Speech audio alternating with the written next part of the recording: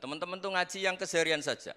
Karena kita nyari ridho Allah itu berdasar firman Allah. Dan firman Allah itu menyebut keseharian tuh riang, gampang.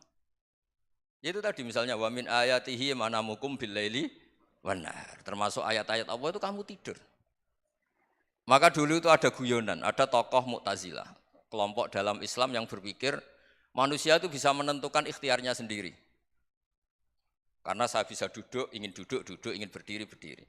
Karena kelompok ini enggak terima kalau semua kehendak Allah, nanti bagaimana kalau semua kehendak Allah kok ada hisab ya, ada sanksi.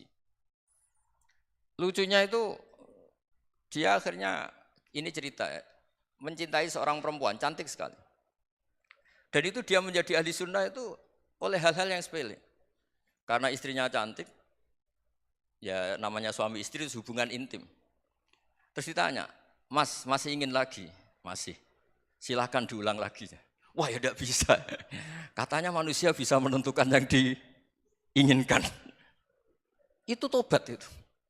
Itu nggak bisa ditobatkan Mas Sufyan Ats-Tsauri. Orang cantik yang mudah nobatkan orang itu orang cantik. Segampang itu. Akhirnya kita tahu, makanya kalau dalam kitab Hikam itu disebut al-aqil mayyakul madza yaf'alu wa hubi wal ghafil mayyakul madza af'al. Orang yang punya akal karena sadar ini wilayah Allah, semua milik Tuhan. Itu dia tiap hari berpikir, besok Allah akan melakukan apa terhadap dunia ini. Kamu merencanakan suatu mau plesir ternyata gempa. Mau wisata ke Rusia ternyata perang. Kamu tidak pernah tahu apa yang akan terjadi besok. Wa ma tadri nafsum madza taksibu ghadan. Tapi anda semua kita ini sering punya jadwal permanen. Makanya saya kalau diundang siapa saja, sana takdir. Yang jelas Gus ini acara penting. Ya masih acara penting nak pangeran ngersakno piye? Kok ape dadi pangeran? Kamu kok mau jadi Tuhan? Itu kadang ya kiai. Penting Gus acara ini jenengan harus memastikan bisa. Loh kamu itu yang ngajarin tauhid, sesuatu itu biadillah kok bilang-bilang apa pasti. Kalau maksa terus tak tobatkan dong kamu kata saya itu. Ya kalau gitu Gus bilang insya Allah. Wah itu hati saya, fisik saya, roh saya sudah bilang insya Allah. Tidak usah kamu latih kata saya. Nah hal-hal tauhid keseharian itu gampang sebetulnya. Wal ghafil yaqulu madza af'al. Tapi orang yang lupa Allah dia setiap hari bilang besok apa? Kita bisa melakukan apa?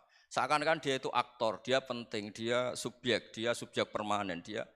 Padahal kita ini hanya objek kehendak Allah Subhanahu wa taala. Karena kita yakin sesuatu yang terjadi di alam raya ini kita tidak bisa apa-apa. Makanya saya sering ngaji, sering bilang saya. Ketika Anda mensifati Allah, dia yang menghidupkan. Sudah itu tanamkan, sehingga ketika kita mati, santai saja. Kenapa santai? Allah punya cara menghidupkan kita. Zaman kita hidup juga gak tahu caranya ngelola jantung, ngelola paru-paru.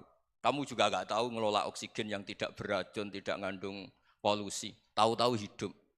Gak ingin tua ya tahu-tahu tua, gak ingin mati tahu-tahu mati. Selama ini kita hidup juga gak tahu apa sebetulnya.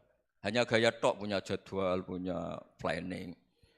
Kalau kamu bisa menentukan pilihan Anda, pasti Anda istrinya cantik, 4 neriman semua, kona'ah semua. Nyatanya enggak kan? Ada 1 jelek, cerewet. Wah itu kan, nyatanya enggak bisa apa-apa Anda kan? Dan kamu bawa mati lagi.